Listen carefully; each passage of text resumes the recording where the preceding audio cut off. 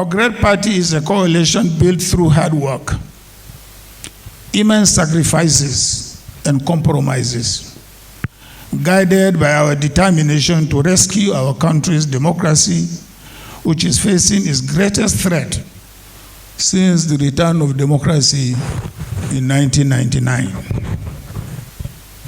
As I speak, virtually all opposition political parties in the country are being thrown into different forms of leadership crisis.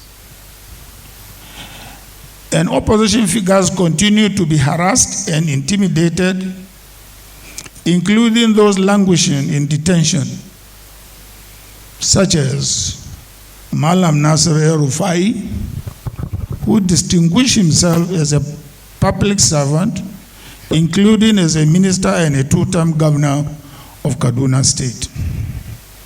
He has been in detention for 3 months, despite court orders granting him bail.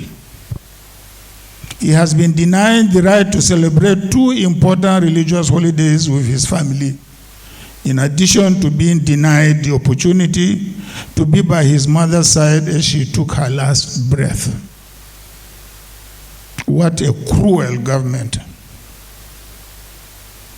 All because he is leading opposition figure. This kind of cruelty must stop.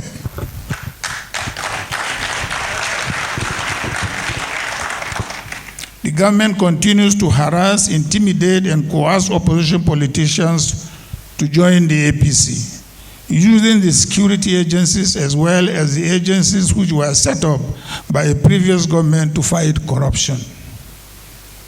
Under this government, once a person joins the APC, the harassment by these agencies ceases, and charges against them magically disappear. This abuse of power must stop.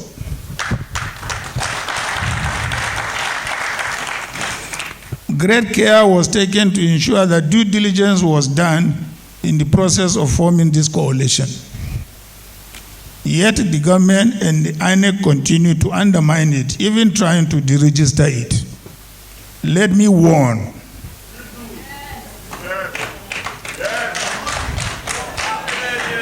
Let me warn again that any further attempt to interfere in the affairs of the party by the presidency, INEC, and judiciary will be fiercely resisted.